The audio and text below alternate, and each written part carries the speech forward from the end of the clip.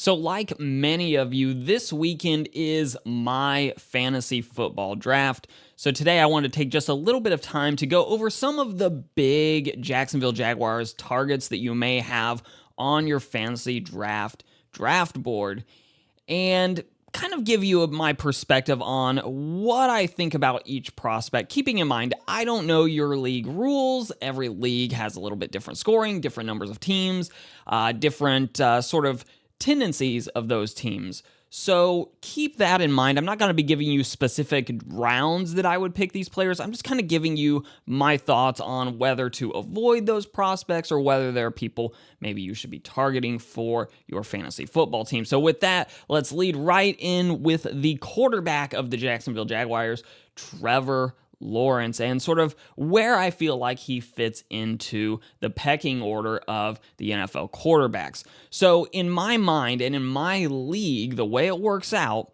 Patrick Mahomes is by far and away the top quarterback that should be drafted in the league. He had more completions than other quarterbacks, more touchdowns, more yards. He is the complete package at quarterback, and he's sort of head and shoulders above the rest of the field. But to me, Trevor Lawrence fits in as a value pick for the next group because I would expect him to take a step forward, not only because this is the second year in Doug Peterson's system, but also because he now has even more weaponry available to him, notably with Calvin Ridley there.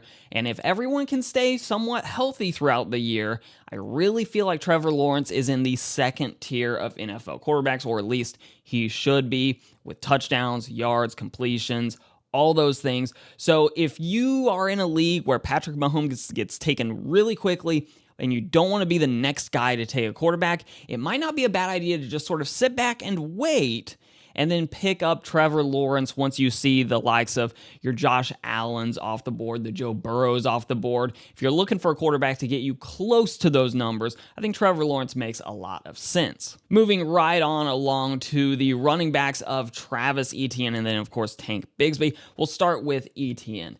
Now, to me, Etienne is tough to predict because I do expect his production to be good this year.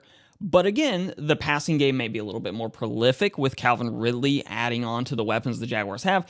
And also, Tank Bigsby is likely to siphon off at least some of the workload of Etienne. That being said, at the start of last season, Etienne was also sharing the load with James Robinson. So there's a lot going on there with Etienne, and frankly, he's a fairly good running back. Now, I don't know that he's a top-tier running back, but he is definitely sort of in that second rung of running backs that are going to get a lot of touches. He's really good in open field. So if you're in a PPR league, then Etienne makes a lot of sense because he's really good with taking those little dump-off passes and getting good yardage out of those. Obviously, I don't look at him as maybe a first-round running back in most leagues. And my league, just so you know, is about a 14-team league. So I don't expect him to be a first-round running back. But in my league, he's likely to be second round. So he's sort of in that second tier of running backs. And I think that's probably where he belongs, even once you account for possible workload sharing with Bigsby and those types of things, as well as the passing game being a little bit more prolific.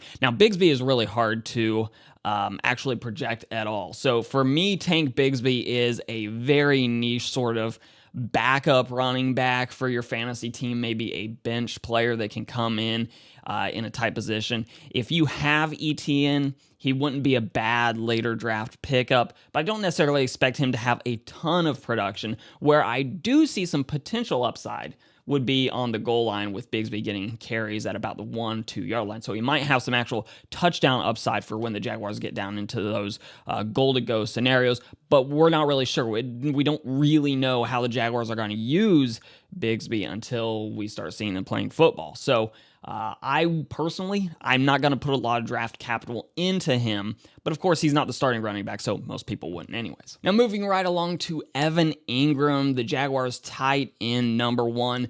This is a guy that I really like for a potential big upside because in the second half of last season, he really came into his own.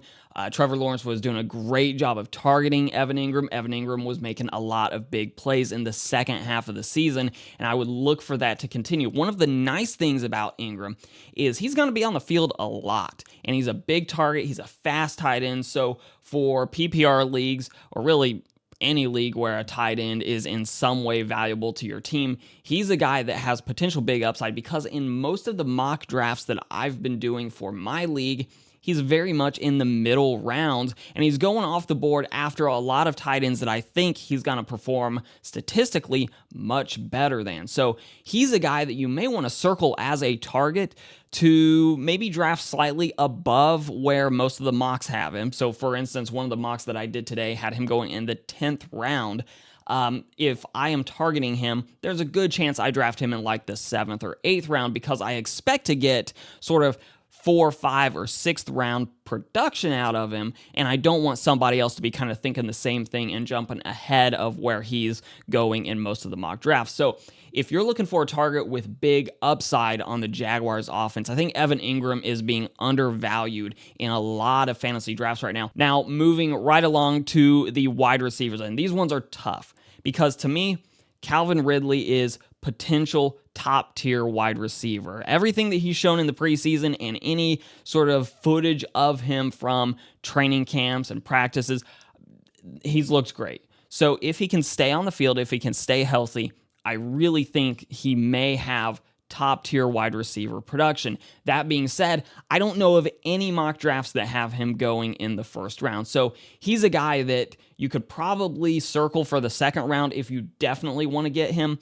But if you're looking to get some value out of him, you could take a chance and see if he's still around by the 3rd round of your draft. I think there's a lot of upside with Calvin Ridley, though, because he hasn't played much football in the last few years, it's really tough to sort of project where everyone else in your draft is going to be putting him on their draft boards. And Calvin Ridley makes Christian Kirk tough to predict because on the one hand, you could argue that Christian Kirk is going to draw less number 1 coverages. He's going to be drawing a lot of coverage from the sort of second cornerback or from other defenders that last year, whereas he would have had the top defender from the defense sort of shadowing him around potentially. This year, he's going to be drawing the second cornerback or whoever else is potentially on him. He's not drawing the defense's eye quite like he was last year because he's not the wide receiver number 1 for the Jaguars going into this season. So that argument would support the idea that, hey, maybe he's going to actually increase production because he's going to have worse coverage on him.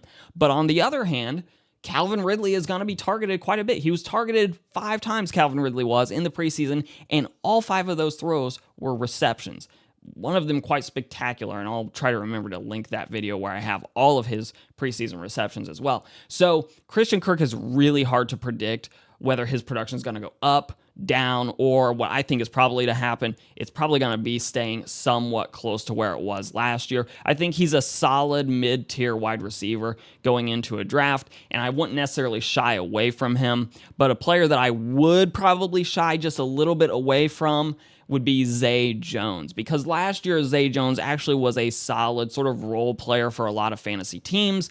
This year, I think he's going to struggle a little bit to get targets because there's just so many weapons that the Jaguars have on their offense. Whether you're dumping it off to Travis Etienne, whether you're throwing to Evan Engram, Christian Kirk, Calvin Ridley, there's only so many throws to go around, and Zay Jones may be a player that sees fewer overall targets as a result of that. That being said, Zay Jones last year showed himself to be a bit of a deep threat, so it'll be interesting to see how the Jaguars use him moving forward here into 2023, but he's not a player that I'm targeting for my fantasy team unless he slides way down. I might pick him up to be a bench player, mostly just to see how it plays out in the first few weeks to see if he does have good production or whether he is sort of bound for the waiver wire. So again, those are just one person's thoughts on some of the key Jaguars offensive players and where they might fall with fantasy drafting and sort of my outlook on them. I would love to hear all of your thoughts on these players in those comments down below. Just said below really oddly there, down below. And of course, if you like the video, like, share, subscribe, all those things, very helpful. I'll let YouTube send you a few more videos from the channel, and I will see all of you in the next one.